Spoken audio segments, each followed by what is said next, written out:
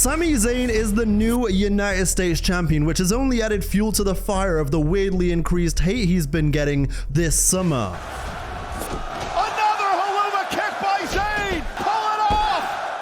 Sami Zayn is the United States champion! As far as the Sami Hogan allegations go, yeah, this doesn't help. But equally, some are arguing that the only person he's really buried this year was Chad Gable. A lot of people aren't counting Karrion Kross or Solo Sikoa. And it's weird that I'm now arguing for Karrion and Solo because I soured on both of them at one point. Kross, I would argue, was a victim of Sami, but now he's over in GCW doing cool things, so to new beginnings. Bang! Not if. Sami would begin to mount a comeback. Sami gonna fly, the champ taken down. The MFTs would pay dividends at ringside, but Zayn fought on. Team.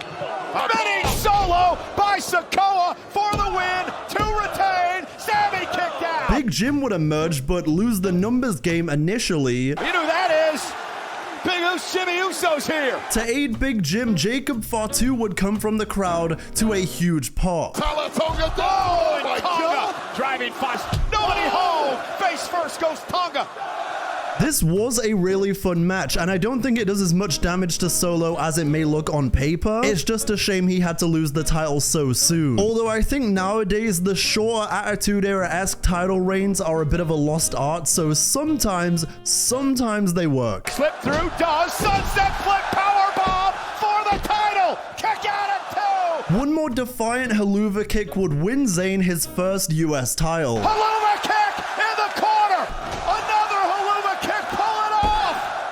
Sami Zayn is the United States champion. Honestly, it was a fantastic match and easily one of Solo's best in his run this year. Zayn now only needs a world title to become a Grand Slam champion, which I have a sneaking suspicion that he may be on track to win the Royal Rumble in Saudi Arabia next year because that crowd loves him like many in the rest of the world do. I know it's very easy to go online and see a lot of people on the timeline hating on Sami Zayn, but that's a small minority. You can hear in his reactions in France, in Saudi Arabia, in America, in Canada, it doesn't matter. He is over. And people love him and he's a tremendous wrestler, and so I think what the minority thinks in this situation doesn't really matter. I think he's going to go on to win the Royal Rumble. On that same night, Liv Morgan is going to return and win the Royal Rumble as well to continue her story arc against the Judgment Day, but Zayn is going to go on to WrestleMania and finish his own story and win the world title. That's my bold prediction here in August.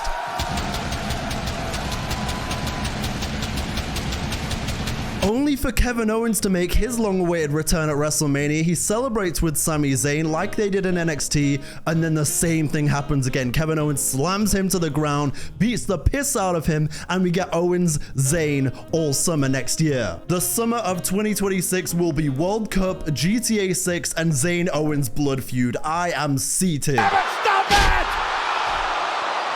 A package pile driver. They don't mean that. But let's go back to the top of the show because SmackDown opened up with Logan Paul being told to STFU. Logan continues to talk about the value he brings to the company, saying he put WWE on Netflix and ESPN. From 6 seconds to 6 billion, not bad. And by the way, you're welcome, TKO. Every time I hear those 3 letters, I feel an unbridled rage, which I will probably have to pay an inflated price for. That's a murder round. The WWE is becoming the WWE. He says John Cena telling him to bring his A game is laughable. Cena comes out to say, you can't do this alone, man. The fans decide whether you are welcomed into this family. He says, I see so much potential in you, but you won't put in any effort to understand what we do around here. You talking like me now? And you knocking people out with the brass knucks? I was doing that 20 years ago, and mine said word life. He calls Logan Paul a dollar store John Cena. Cena says, you're not the influencer you think you are, and brings up a list of the top 25 influencers in the world. Drewski, what up, Drewski? I Show Speed was on there. Castanet was on there. Your name? Nowhere to be found. I really enjoyed the moments in this promo where both Cena and Paul were going back and forth with the crowd in French. Dropped a few diss tracks when you were 18, and now at 30 years old, when you make the front page, it is for the wrong reasons. Cena continues by saying they see through you, you're fake, they see through the gimmick. You are not here to save wrestling, you are here to save your own ass. We give you chance after chance and you give no respect. I'ma show you what respect is in our family. Respect in our family is when you're having a bad day and they give you a pass. You remember this John Cena moment when he first turned heel? Everybody, including that one kid right there, is a toxic, dysfunctional relationship. Well, at this moment on SmackDown, Cena goes towards the crowd and finds that same kid and apologizes for bugging. I'm sorry. I was having a bad day. Thank you so much for being there for me when I needed you most. I love you too, man. I'm gonna come across as such a boomer in this moment. This is my big boomer complaint. John Cena is literally right in front of you and you are spending most of your time trying to film it, try to get on your phone, try to watch it through. Live in the moment, pal. And if any of you go ahead and say, well, he can't see him anyway, I will throw myself off the highest building in the world. Calling me fake, John. Yeah, right. Professional pretender, wrap it up. Wrap it up, no problem. You asked for this match, dickhead. Cena says you better bring your best because if after Sunday they still don't think you're worthy, you will not save wrestling. Hell, you won't even ruin wrestling. Wrestling will ruin you. I'm gonna miss seeing Cena just destroy people on the mic like this. But at the end of the day, Melo is not him. And Miz is all talk. Someone said recently that Montez is too goofy to be a serious singles contender, and I haven't been able to unsee it since. And when you come for us and fail, you're gonna find out if he really is your brother. We're now getting Street Profits versus Wyatt 6 at Clash in Paris, and Triple H, your days are numbered. Big as Chelsea Green. Missile drop kick, down goes Bliss. Next, we had a pretty solid match from Alexa Bliss and Chelsea Green. Here comes Bliss. The Secret Service attacked Bliss and Charlotte beforehand, but Bliss managed to counter and unpretty her for the win. Bliss, roll up now, shoulders down, got her! Shout out to Chelsea Green, she has been a workhorse across multiple brands lately. Now Alba Fire with a kick from behind. Chelsea Green, Alba Fire, 2-on-1 assault of... Charlotte would make a gutsy return to defend Alexa from a post-match attack. The prettier...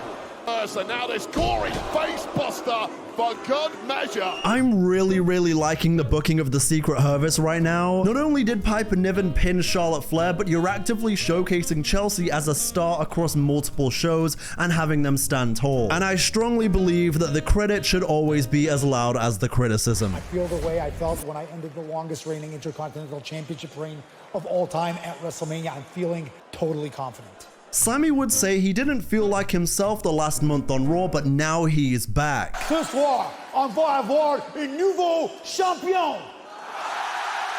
So my girlfriend is fluent in French, and she actually gave me some French to say for this episode, so here we go. J'aime les hommes.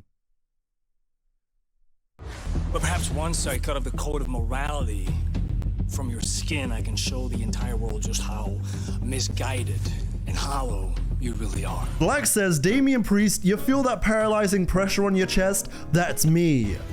Whispering, I warned you. We then have an immediate response from Damian Priest. He says, Alistair may be educated in many things and he clearly wants to be me, but he's not. Threatening me with violence proves to me how unprepared he is for this fight. But that's okay, Kathy, because I'm going to teach him. Surely to win the fight, he would need to be prepared in violence, no? And I'm going to be smiling like this because I'm going to enjoy every bit of violence that I inflict on you. Michael, Wade, back to you guys. Thanks, Damian. Great job. What in the goofy Road to WrestleMania segment was that? We would then have Kiana James making her in-ring return to lose to Michin in 5 seconds. I guess it was a briefcase and Michin just like that picks up the victory. Got too much of an enhancement and became enhancement talent. You hate to see it. And earns herself a title opportunity. The champ not happy. Julia now attacking along with James. Triple H's booking of Julia continues to be one of the most baffling decisions of 2025. And Julia, oh God! I'm glad they ultimately stood tall, but having Kiana lose in 5 seconds on her return, instead of, you know, just letting her and Michin ball for a little bit on this show where you had plenty of time, there were a lot of interviews, a lot of vignettes, a lot of promos and ads. It feels very old regime.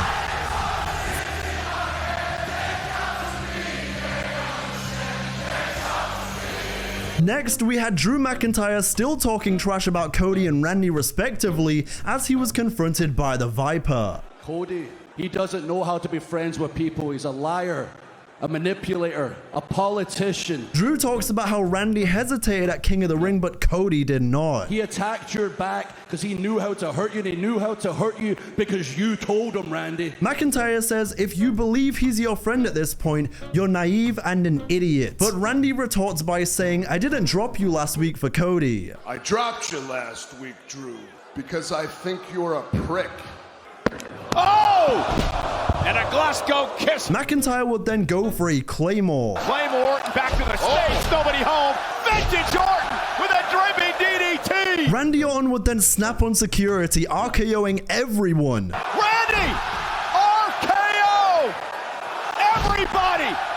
Oh no! Hurricane! Stand back. There's a Viper coming through.